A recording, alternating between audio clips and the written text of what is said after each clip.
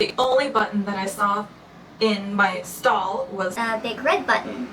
So I pressed the red button and a woman screamed at me through a speaker that I had no idea was in my toilet. Hi everyone! Welcome back to my channel. My name is Olena and I am an English teacher living in Busan, South Korea. It has been a while since I have filmed a video. I am very excited to be back and I'm pretty sure I'm going to be making more videos, and I have just lots of plans for very interesting topics to talk about when it comes to living abroad or living in Korea. So if that's something you want to learn, then I suggest that you subscribe to my channel because there's going to be some very interesting topics coming on. And as well, like, share it with others that you think would benefit from this. If you're wondering where I am, I'm actually in my balcony. I would barely even call it a balcony. It's basically a place where you hang your clothes to dry. As you can see, it's very, very, very narrow. That's as far as I can reach my hands. But today we are going to talk about a very interesting topic that I think not many people have addressed, and that is some innovative things about Korea. Because I've traveled now, it'll be 20 countries, and there are some things in Korea that I have not seen anywhere. And a lot of things that I noticed like right off the bat, literally as I stepped off the plane. So if that's something that you find to be interesting, then just keep on watching. So I'm going to cover 3 different categories. The first category is bathrooms. Yes, bathrooms. You'll understand why later. Restaurants and cafes, and of course others, because I just couldn't fit them into categories. So the first category, bathrooms. The first thing that I noticed, and I actually have a really crazy story about, it's not crazy, but it's a funny story. So when I stepped off the plane, I had to go through like a 2-hour-long process to get out of the airport. And then they took us to the train station that would take us to our towns.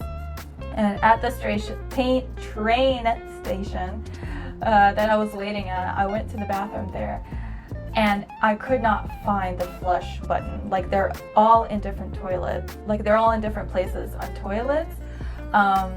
So the only button that I saw in my stall was a big red button. Now, I knew that it was different. It might not be a flush button, but I couldn't read Korean. There was like a note above it. Had no idea what the note said. So I pressed the red button, and a woman screamed at me through a speaker that I had no idea was in my toilet. And I could tell it was like a live thing because she was just yelling at me, and I just started like apologizing in English because I was like, I'm sorry, I don't know what I'm doing. And it was really awkward, and she just turned off the speaker. So what is that button? That button is actually the emergency button. Yeah. So every single bathroom that I have been in Korea has an emergency call button. And that is like something that I would have never thought of, but it makes sense, you know, because a lot of times we may go to the bathroom when we're feeling unwell, and what if we need help and we just can't do anything, like nothing we can do.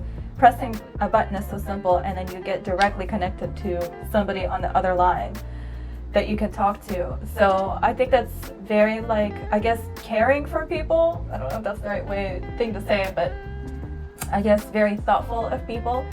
Another interesting thing about bathrooms is that they have different sizes of toilets and sinks to include kids. So I haven't seen a small toilet, but there is a small urinal in the women's bathrooms. Not all of them. Some bathrooms do, not all of them. But I have seen small urinals. They're like in the middle of a woman's bathroom. So I thought that was really cute. And then some bathrooms have small sinks, which is, I think, absolutely amazing, because I remember as a child, and I, just seeing other women like struggle with their kids, trying to get them to wash their hands, and you're like trying to lift your kid up to reach the sink, and the kid can't even reach for the soap because it's too far away, and you're like trying to do a million things all at once. That's hard. And I think having like a small sink is just very, very helpful for parents. There's just a lot of things that I think support families and parents due to the declining population. For example, there's like parking lots that are for pregnant women, and there's even special seats on the subways and buses for pregnant women. Another thing that not all bathrooms have, but some have, are water sounds. Yeah, so there's like a button that you can press that will literally play the sound of water as you're using the bathroom. I guess to make you more comfortable.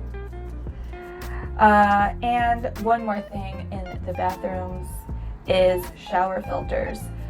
So the water in Korea is not the best water, and it's not advised to drink it. And for me, honestly, I think that's why like my teeth are like turning crazy colors, because the water here is not the best. So I actually have to drink bottled water, which is not environmentally friendly, but I don't really have another choice. Filters are not easy to get by for drinking water. Anyways, moving back to the topic.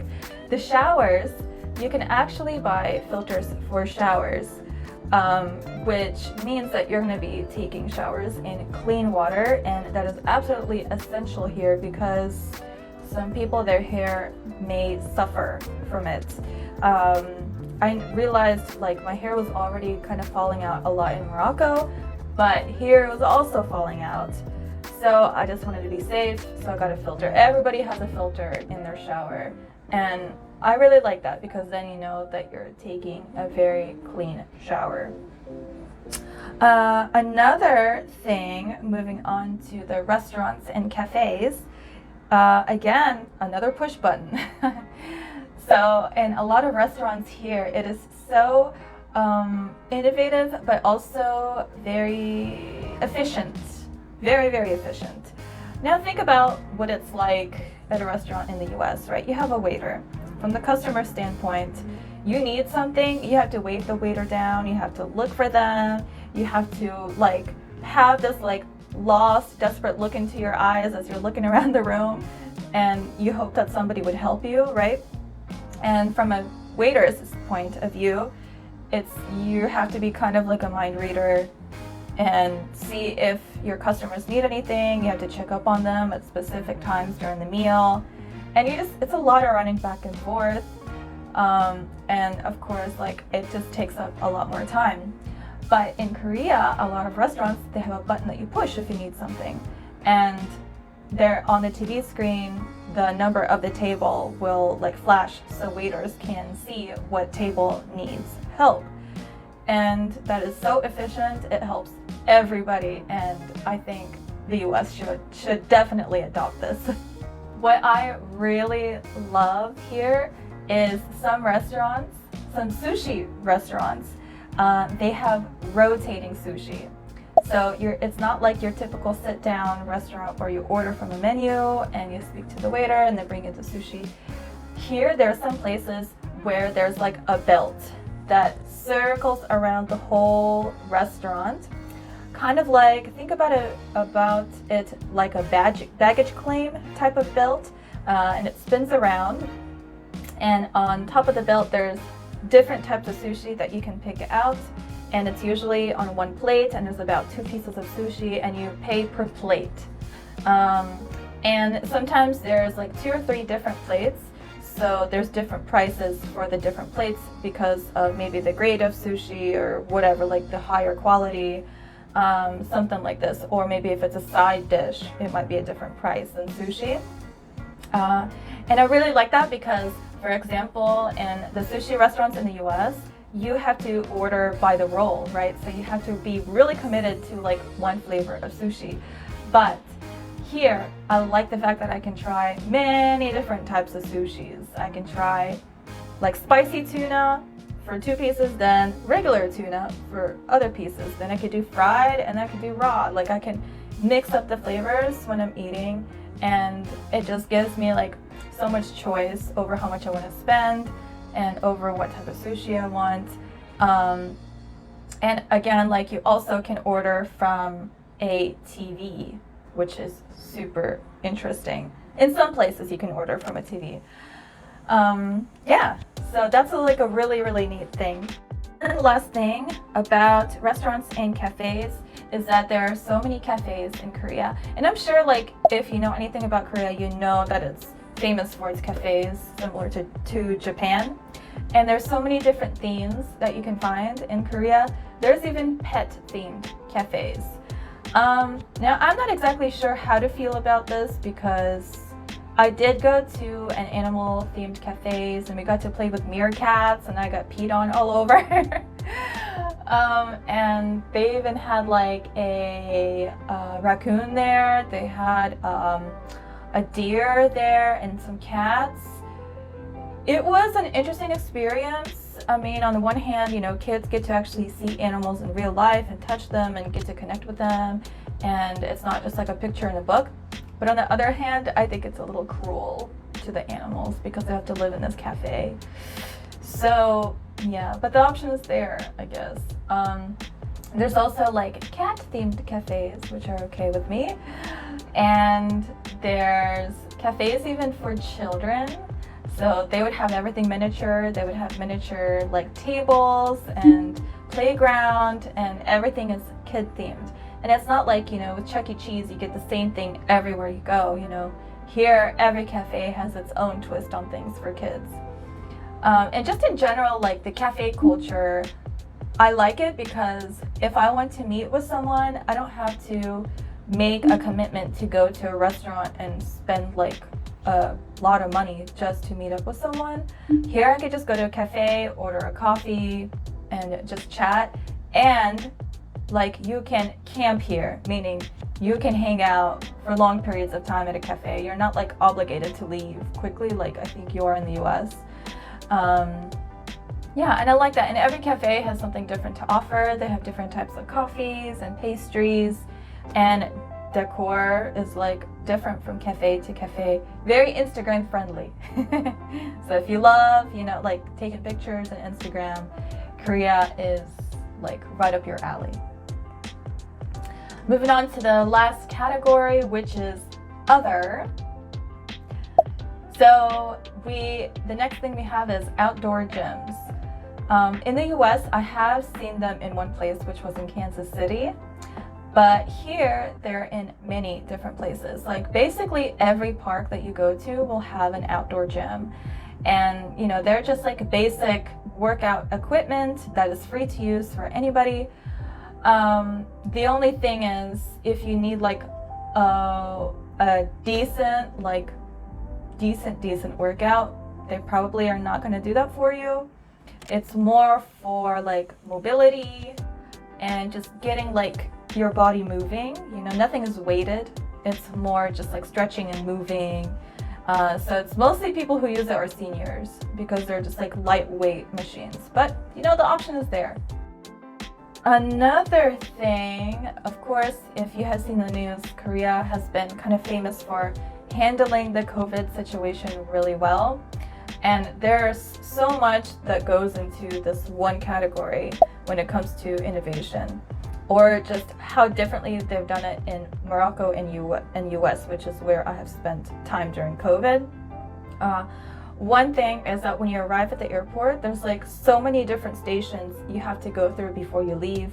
You know, there's one station where they make you like download an app that tracks your location, and on this app you have to report your symptoms and your temperature twice a day during quarantine, and if you don't, you're gonna get in really big trouble. Some people will get deported if they don't do it, so it's like absolutely necessary that you do it. But that is just prevented, you know, COVID from spreading way too much to where Korea can't handle it. You can still travel to Korea as long as you're safe, you know, in the first 2 weeks that you're here. And then another thing, as far as COVID goes, is everywhere you go, you have to put in your information. You have to basically like do a sign in. And what I really like is that you can use your phone to basically scan a QR code, and that will automatically give the restaurant your name and the time that you were there. So let me show you how it is on mine. On here, you have to use an app called KakaoTalk, which is like WhatsApp, but for Korea only. Then on KakaoTalk, you go here, it's like different events, and I have to go on COVID-19. All right, and then this, where it says QR code, I click on that, and there we go. And then it's going to create a QR code that I have to scan on the machines at the different establishments. It's mostly restaurants where you have to do that. And they check your temperature everywhere that you enter. And I think that is very, very essential because if somebody is COVID positive, they test for COVID, the business will go back into their logs and then we'll see who was at the location at the same time and notify everyone that they were near someone who was tested positive for COVID. And they will basically require people to take a COVID test. So Korea has done like a really great job at tracking COVID cases, knowing who's positive, notifying everybody that's around them. And yeah, I know a lot of Americans will find that intrusive. It intrudes your privacy and your freedoms. But in this time in history, we have to think about others. That's all I'm gonna say. I don't want to get too political here, but to me, I feel very safe here, even with the higher restrictions. Okay guys, so that is it for this video on innovative things in Korea. Please let me know what you found to be interesting. Is anything surprising to you? Is anything something you've never heard of before and you think it would be perfect in the US, which is where I'm from? Or are there some things that you think wouldn't work in the US if it were to adopt it? And if you do live in Korea, are there some things that I haven't mentioned that are innovative? You know, just let me know in the comments below, and I'll see you in the next video. Bye!